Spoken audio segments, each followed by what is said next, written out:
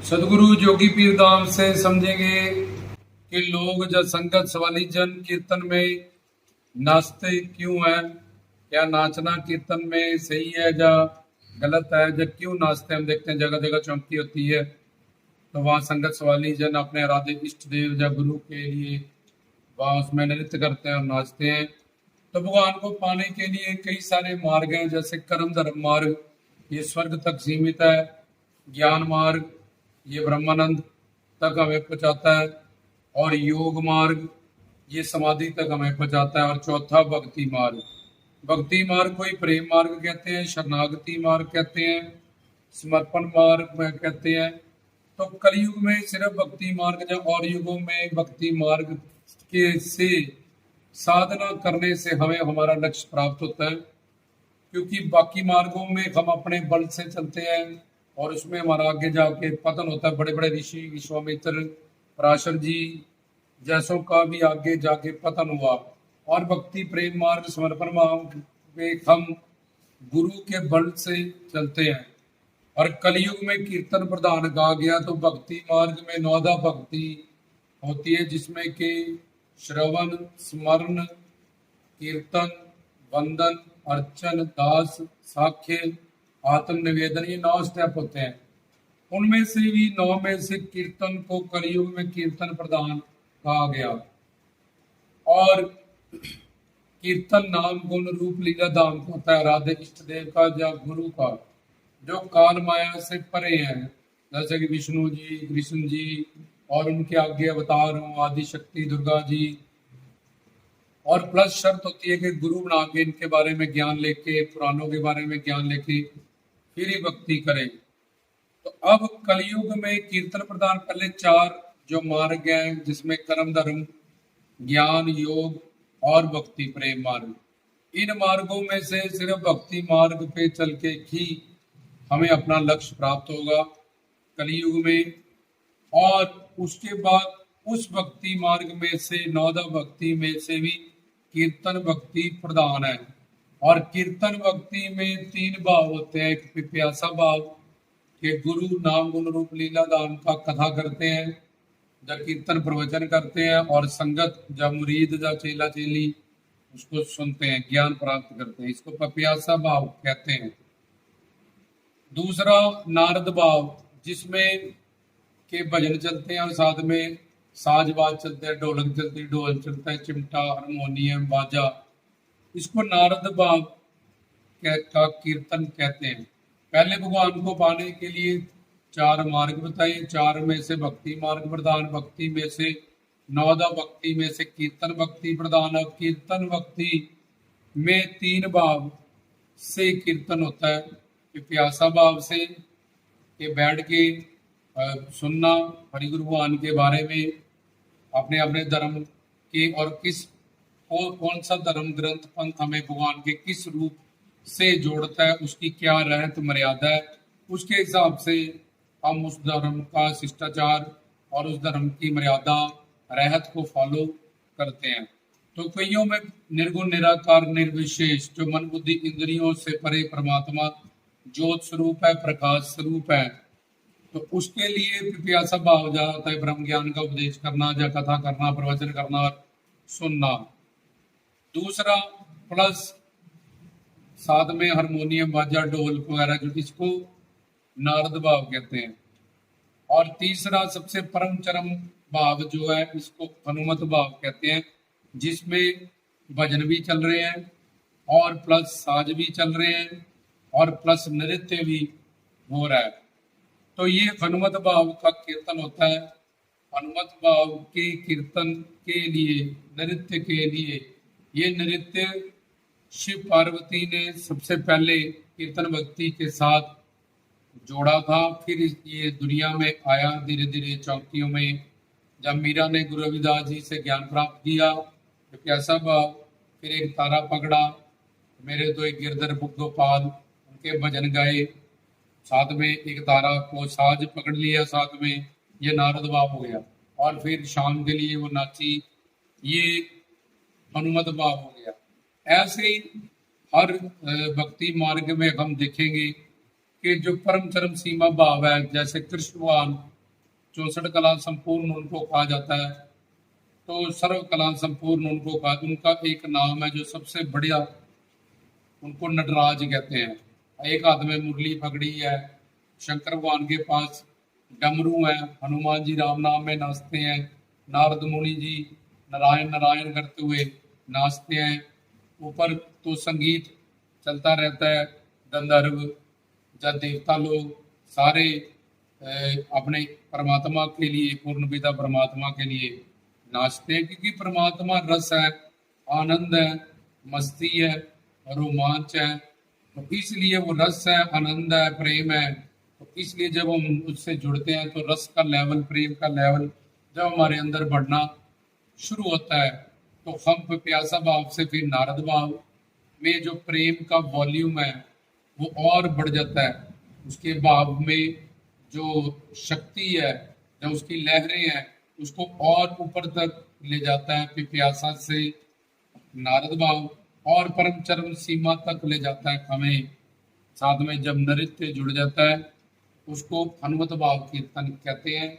ये शिव पार्वती ने सबसे पहले नृत्य परंपरा को, या कृष्ण भगवान ने, उनका नाम एक नटराज है, वो टेढ़े खड़े हैं, हाथ में मुरलियां उनके, कालिया नाग पे भी वो नाचते हैं। शिव तांडव करते हैं कैलाश पर्वत पे।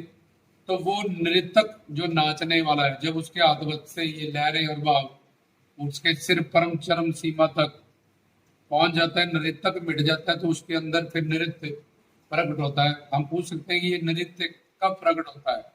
तो ये नृत्य जब नृतक मिट जाता है, तब उसके अंदर ये नृत्य प्रकट होता है, जो शिव पार्वती और शिव के अवतार हनुमान जी, इसको हनुमत भाव कीर्तन कहते हैं।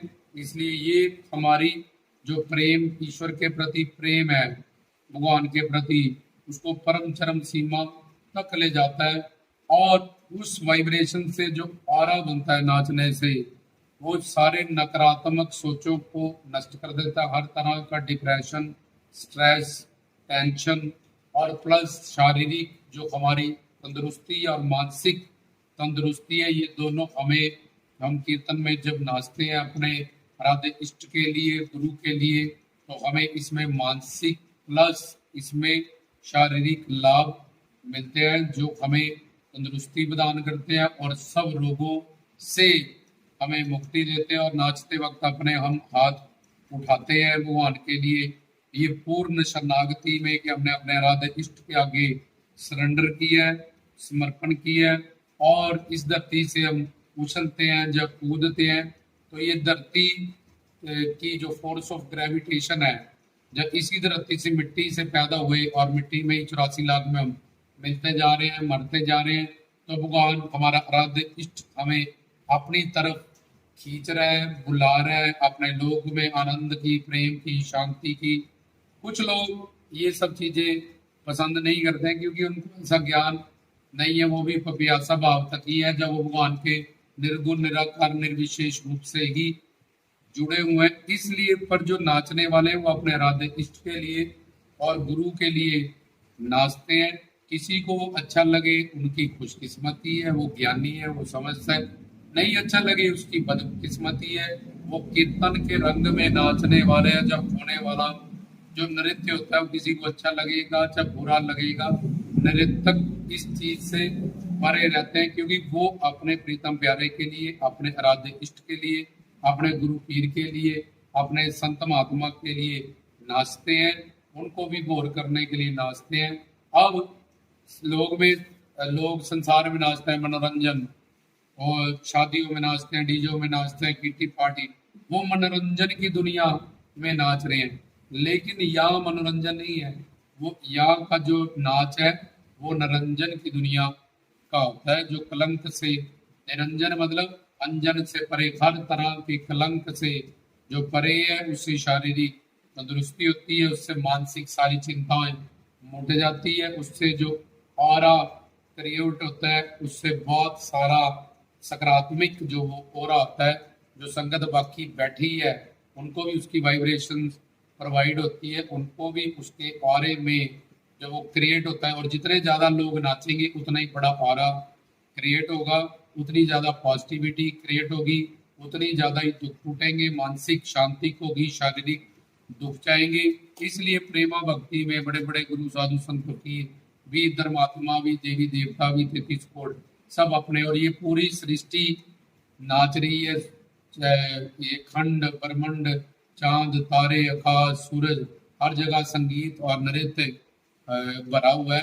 तो जब हम ईश्वर से आनंद से, प्रेम से, शांति से, सुकून से, रोमांच से जुड़ेंगे तो उसका प्रेम का जो वॉल्यूम है हमारे अंदर धीरे धीरे धीरे धीरे बढ़ता जाएगा। तो हमारी प्रमोशन होती है और हमारा डेजिग्नेशन बढ़ता है। तो हम पिप्यासा से, नारद से, हनुमत भाव कीर्तन तक चले जाते हैं और नाचने से हम दोनों बाजुएं खड़ी करते हैं, कोई ना कोई हम उस भाव में, क्योंकि हमारे अंदर जो नृत्य प्रकट हो रहा है वो नृतक के बस से बाहर का है। उसके अंदर जो भाव है वो परम चरम सीमा तक चला गया। तो उस वक्त उसकी अरदास से बेनती है और जो भी उसका भाव होता है जिससे वो नाच रहा होगा, जो भी फरियाद अरदास बेनती और जोई होती है, वो और ज्यादा वॉल्यूम से ईश्वर को फरमान होती है। और जहाँ भी नृत्य होता है वहाँ ईश्वर को आना पड़ता है, क्योंकि नृत्य में जो लहरें और भाव उड़ती हैं वो पहले दो जो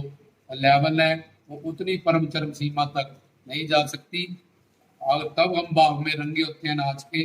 लेकिन अगर उसके बाद हम उपासना करें, जो कोई फरियाद करें, अरदास करें, तो हमारा लेवल है जो वो बहुत प्रेम का उच्च स्तर का होता है, परम चरम सीमा का होता है। उसके बाद की गई फरियादें पूरी होती हैं, अरदासें पूरी होती हैं, जोड़ियाँ बढ़ती हैं बड़ी आसानी से। तो इसलिए जो लोग नाचते हैं और जो लोग नहीं भी नाचते हैं वो दोनों सही है, लेकिन दोनों में ज्ञान होना चाहिए, ना कि हम ना नाचने वालों को बुरा कहे, ना हम नाचने वालों को बुरा कहे। तो पहले ज्ञान समझे, उसके पीछे की फिलॉसफी समझे, साइंस समझे। तो मनोरंजन के लिए नाचना 84 लाख में भड़काता है, और निरंजन नाच परमात्मा के लिए, ईश्वर के लिए, राधे इष्ट के लिए, गुरु के लिए नाचना भक्ति होता है। तो मीरा थी, बुल्ले शाह थे, किसी भी धर्म में तुम जाओगे और देवी देवताओं के वहां जाओगे और कृष्ण भगवान के पास उनका नाम ही है नटराज, शिव के पास जाएंगे तो वो भी तांडव करेंगे।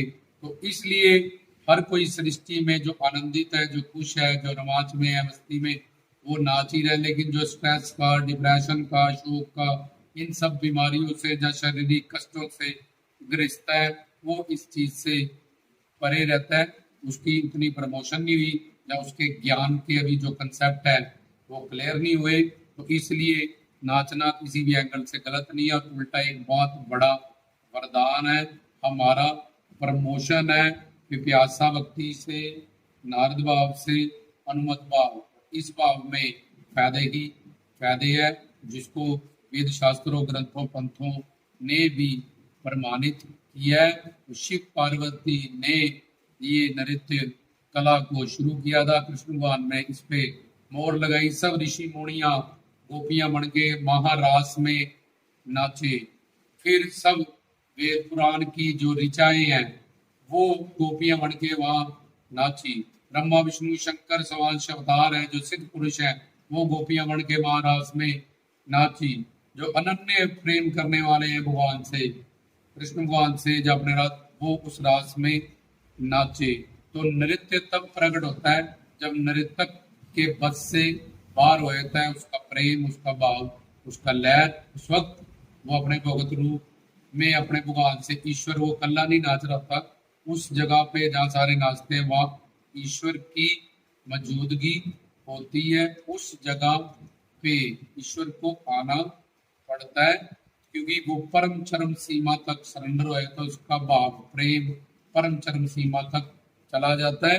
इसलिए पहले इस सब बातों का ज्ञान प्राप्त करें, किसी को अच्छा बुरा कहने से पहले, नहीं तो नाम अपराध लग जाएगा, महापाप लग जाएगा। कृष्ण भगवान को हम नटराज कहते हैं। शिव पार्वती ने ये नृत्य शुरू किया है, तो इसलिए सोच समझ के ही, और नृत्यक जो नाचने वाले हैं भगवान के लिए, वो खूब दिल खोल के अपने राधे इष्ट के लिए, प्रभु के लिए नाचे।